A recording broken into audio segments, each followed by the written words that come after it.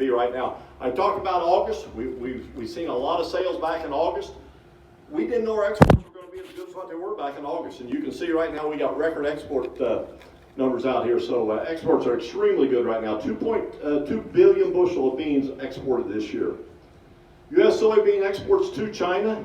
We had the tariffs on last year, 625 million bushel. A year ago, we're at 1.1 billion bushel of beans exported to China. I thought we would see cancellations coming out of China. We're not seeing any cancellations coming out of China right now. 1.1 billion bushel, guys, we exported 1.3 billion in the 16-17 crop year. Does anybody know how many unknown destination soybeans are sold right now? 298 million bushel of beans have been sold out of the U.S. to unknown destinations. Jeff, most of the time that's China.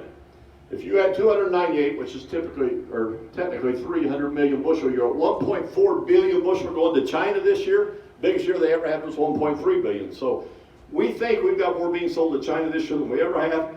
Even if the unknown destination is somebody else, we got a big program into China, double what it was a year ago. Okay, so on August the 12th, if I was showing this chart, we would have had a 600 million bushel carryout on soybeans. That was August the 12th. We were putting meeting on back then. We were projecting a 600 million bushel carryout on soybeans. Soybeans are $8 a bushel. They're at $12 a bushel today. This is what our carryout is expected to be right now in soybeans, okay? 175 million bushel. We think that's going to lower from here. You can see there's not been very many years, Jeff, that we've been below 175 million bushel. And in those years, we've seen prices rally dramatically. And the trade thought it would be 163. That's right. That's right. Today, Informa come out, and they've got it projected to be down to 125. So the only year less than 125 would have been the 13-14 crop year. So, and we think that's very possible. We were hearing those kind of numbers before the December report come out, that we've got companies think it's going to be sub 100 million bushel this year.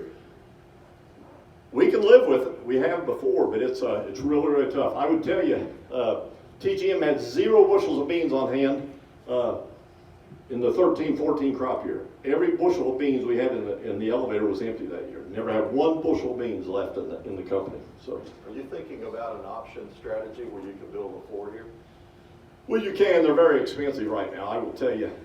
We're not, we got the new crop, old crop situation right now. So the old crop's really rallying. We got the new crop sitting here at about $10.60. Old crop's up, hit $12 again yesterday. It looks like it's up again tonight a little bit. So, but we will be putting an option strategy together. But we're not ready to pull that trigger yet. So, Brazilian soybeans, you can see they're projected to be a record this year at 133 million metric tons. Some of these guys are out 128, 129 is what they're projecting right now. So that'd be a crop very similar to what they had last year. So with the La Nina going on, we think that yield may be cut just a little bit, but they will start harvesting down there. A lot of beans, or not a lot, but some of the beans will start getting harvested down there in January. February and March is when they start picking up the pace. So we'll know a lot more about Brazilian beans then. Argentina soybeans, 50 million metric tons. So about 40% of what they raise in Brazil come out of Argentina. Argentina's got dry weather issues also. Matter of fact, they got severe dry weather issues in Argentina. They're a little later getting that crop planted down there. So world soybean production, once again, we didn't have a failure in soybean production around the world this year. We just got a huge appetite, most of that coming from China. So where are the beans going? These are the top 10 countries, I guess, as far as buying soybeans right now. So it's this year compared to last year. You can see China's up to 1.1 billion. We talked about that a little bit ago. Compared to a year ago, about 400 million. No other country. You can put all the other countries together, and we're not even at 50% of what China is buying from us this year. So that's how big of a player China is into this, into the U.S. soybean market. So a huge player. We talked about this 298 million bushels to unknown destinations. You stack that on top of China over there, which we think is where that's going to end up, and you can see what impact China's had on the soybean market this year. All this has happened since August, when we thought we were going to see sub $8 beans. So that's what's changed this market around. So this is the phase 1 agreement. The red line is where the Chinese are right now. The blue line is where they should be if they're going to live up to their phase 1 agreement. So it's pretty well known that they're not going to live up to their phase 1 agreement. We have a new administration in there now. We don't know what Biden's going to do or say to the Chinese. We're hoping nothing and this thing stays intact. Even though they didn't reach what they said they were going to buy, they did a much, much better job than I thought they would. I thought when China signed that agreement that it would just be a flash in the pan. It sure, they've held in a lot better than what I thought. But I will also tell you their domestic stocks are extremely low. They had to have U.S. grain. So that phase one agreement not only was good for the U.S., they had to have U.S. grain in China. Biden has suggested that he would not immediately remove those tariffs. And normally you would expect China to test a new administration. But with the tight stock situation that we have, they almost can't afford to, at least right now. They may save that test until the supply comes a little more plentiful. That's from a couple of other analysts that had spoken to from the national scope. So trying to come in and they bought a supply that they knew was a known right now, not knowing what Brazil and Argentina was going to have. So they did book a lot of grain from the U.S. and it looks like they're going to take it. But they knew we had a known supply down there. There's an unknown supply right now. And like Jeff says, they will switch some sales most likely down to Brazil and Argentina, but that crop will not be ready for a couple more months. And our export program, frankly, will be over by the end of January here in the U.S. I mean, we had an inverted market all year long. All the commercial beans have hit, I shouldn't say hit the market, they're hitting the market right now. We've maxed out our capacity. Austin talked about rail trains. There's no trains available right now. We got our barge fleet completely booked up.